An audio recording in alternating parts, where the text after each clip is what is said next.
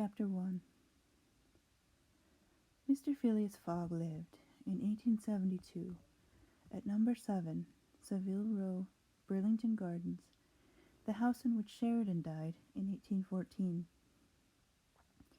He was one of the most noticeable members of the Reform Club, though he seemed always to avoid attracting attention.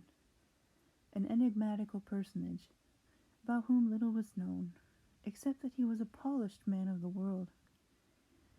People said that he resembled Byron, at least that his head was Byronic, but he was a bearded, tranquil Byron, who might live on 1,000 years without growing old.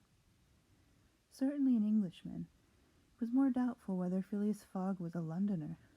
He was never seen on 'Change, nor at the bank, nor in the counting rooms of the city. No ships ever came into London docks of which he was the owner. He had no public employment. He had never been entered at any of the Inns of Court, either at the Temple, or Lincoln's Inn, or Gray's Inn, nor had his voice ever resounded in the Court of Chancery, or in the Exchequer, or the Queen's Bench, or the ecclesiastical courts.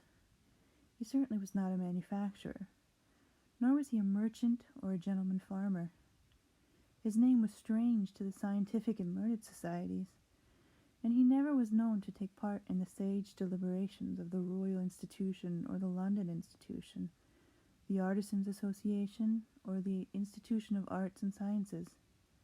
He belonged, in fact, to none of the numerous societies which swarm in the English capital, from the Harmonic to that of the entomologists, founded mainly for the purpose of abolishing pernicious insects.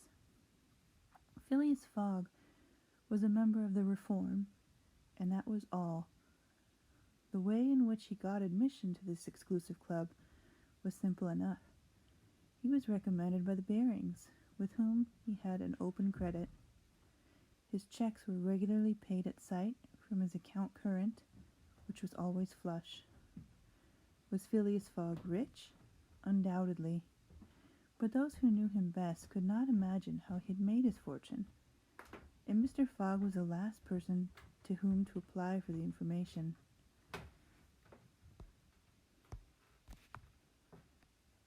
He was not lavish, nor, on the contrary, avaricious, for whenever he knew that money was needed for a noble, useful, or benevolent purpose, he supplied it quietly and sometimes anonymously.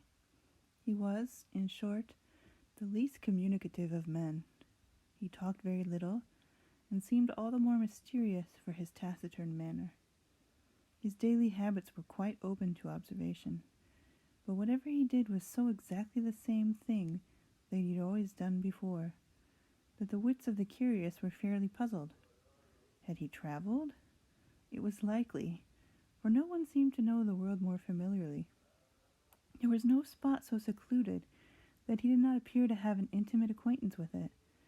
He often corrected, with a few clear words, the 1,000 conjectures advanced by members of the club as to lost and unheard of travelers, pointing out the true probabilities, and seeming as if gifted with a sort of second sight. So often did events justify his predictions. He must have traveled everywhere, at least in the spirit. It was at least certain that Phileas Fogg had not absented himself from London for many years. Those who were honored by a better acquaintance with him than the rest declared that nobody could pretend to have seen him anywhere else. His sole pastimes were reading the papers and playing whist. He often won at this game, which, as a silent one, harmonized with his nature. But his winnings never went into his purse, being reserved as a fund for his charities. Mr. Fogg played, not to win, but for the sake of playing. The game was, in his eyes, a contest, a struggle with a difficulty, yet a motionless, unwearying struggle, congenial to his tastes. Phileas Fogg was not known to have either wife or children, which may happen to the most honest people, either relatives or near friends, which is certainly more unusual. He lived alone in his house in Savile Row, whither none penetrated. A single domestic sufficed to serve him. He breakfasted and dined at the club at hours mathematically fixed, in the same room, at the same table, never taking his meals with other members, much less bringing a guest with him, and went home at exactly midnight, only to retire at once to bed. He never used the cozy chambers which the Reform provides for its favored members. He passed 10 hours out of the 24 in Savile Row, either in sleeping or making his toilet. When he chose to take a walk, it was with a regular step in the entrance hall, with its mosaic flooring, or in the circular gallery with its dome supported by 20 red periphery Ionic columns, and illumined by blue-painted windows. When he breakfasted or dined, all the resources of the club, its kitchens and pantries, its buttery and dairy, aided to crowd his table with their most succulent stores. He was served by the gravest waiters, in dress coats and shoes with swan-skin soles, who proffered the viands in special porcelain, and on the finest linen, club decanters, a lost mould, contained his sherry, his port, and his cinnamon spice claret, while his beverages were refreshingly cooled with ice, brought at great cost from the American lakes. If to live in this style is to be eccentric, it must be confessed that there is something good in eccentricity. The mansion in Savile Row, though not sumptuous, was exceedingly comfortable. The habits of his occupant were such as to demand but little from the sole domestic, but Phileas Fogg required him to be almost superhumanly prompt and regular. On this very 2nd of October, he had dismissed James Forster, because that luckless youth had brought him shaving water at 84 degrees Fahrenheit instead of 86, and he was awaiting his successor, who was due at the house between 11 and half-past. Phileas Fogg was seated squarely in his armchair, his feet close together like those of a grenadier on parade, his hands resting on his knees, his body straight, his head erect.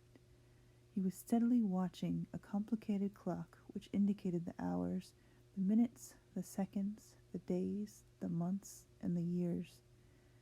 At exactly 11:30, Mr. Fogg would, according to his daily habit, quit Savile Row and repair to the Reform. A rap at this moment sounded on the door of the cozy apartment where Phileas Fogg was seated, and James Forster, the dismissed servant, appeared. "The new servant," said he. A young man of 30 advanced and bowed. "You are a Frenchman, I believe?" asked Phileas Fogg. "And your name is John?" "Jean, if monsieur pleases," replied the newcomer. "Jean Passepartout, a surname which has clung to me because I have a natural aptness for going out of one business and into another. I believe I'm honest, monsieur, but, to be outspoken, I've had several trades. I've been an itinerant singer, a circus rider, when I used to vault like Léotard, and dance on a rope like Blondin.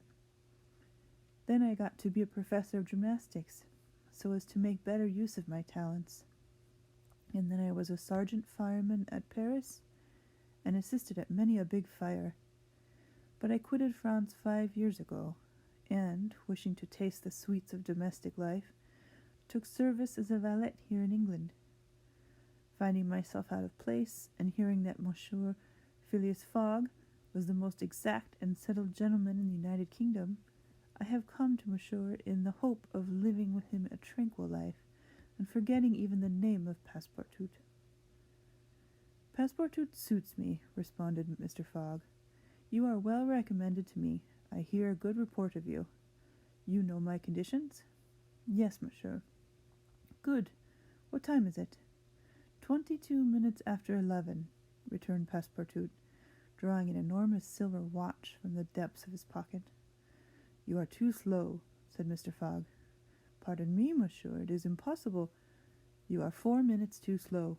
No matter, it's enough to mention the error. Now from this moment, 29 minutes after 11 a.m., this Wednesday, 2nd October, you are in my service."